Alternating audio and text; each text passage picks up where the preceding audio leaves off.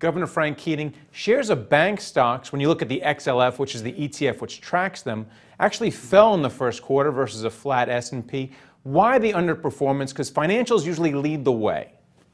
No easy answer, but not good news, because they should advance growth, income, savings, investment, and success in the economy. I'd say winter, first quarter, that's tough. Perhaps the West Coast dock strike. Certainly all of the fines that are being paid to the government. Non-interest income very low. Interest income very low, which means less lending.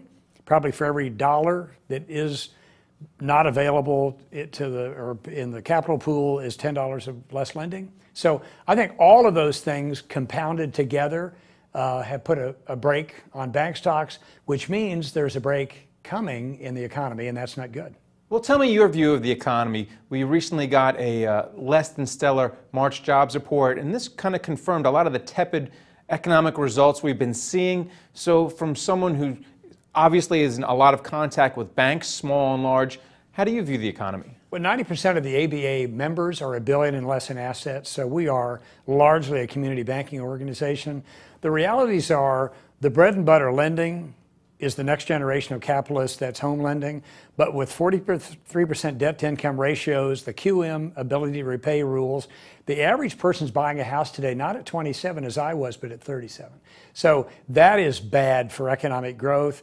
As far as the economy is concerned, I look at one thing that really worries me as a former policymaker, and that's labor force participation. So 62% is terrible. Only 62% of the people in the labor force, 1 out of 6 adults between 25 and 55 aren't even trying to find a job. Well, I thought we got rid of welfare. A huge increase in food stamps. There's a dependency culture that is a building out there. That's not healthy for the economy. So worrisome on all scores. Kids are not being well enough educated in school to get the jobs that are available. A lot of kids have student loan debt. They're getting degrees in blotting and erasing and advanced pencil sharpening that doesn't get you anything. I mean, there are a lot of things that need to be addressed at the state and federal level that are not being. Well, clearly, Fed Chair Janet Yellen has had some reservations about the economy. To this point, she's been pressured to raise rates, but she's kept them low.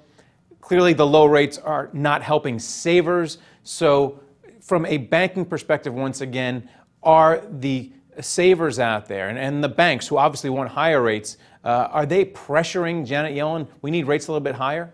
Well, I think Janet Yellen is pressuring Janet Yellen. I think you'll see a rate increase this year because, and maybe more, because she has said it's going to happen. Maybe it'll be 25 basis points, who knows? But the savers issue is really of concern to me because senior citizens have all the money. Senior citizens are getting, for example, on a $100,000 CD, it used to be you get $8,000 a year, and that with Social Security you could live. Now it's $335 a year with Social Security and you can't live. So if they do reckless things and lose money and really create huge holes in their financial well-being, that's very, very bad. So non-interest income low, interest rates artificially low, none of this long-term is healthy. And then finally, what are you hearing from the smaller banks out there? We're here on Wall Street, so we're hearing from the likes of Bank of America and JP Morgan, all the time. What are you hearing from the small folks out in, the flyover states, middle of the country? Think about this. Here in New York, if you paid 5 to 15 to 20% of your net operating income to the city's health department to make sure that you don't poison people, the steaks and the fish wouldn't be very good. That's what these small banks are paying, anywhere from 5 to 20% for compliance costs. That's just out of control. The cost, the burden, the threat of being sued for disparate impact violations, all of these alleged racial violations, this is just not healthy for small banks. And if the small bank closes in a community, the community in flyover country blows away. All right. Thanks a lot, Governor Keating. My pleasure. Thank you, Greg. Thank you for watching The Street.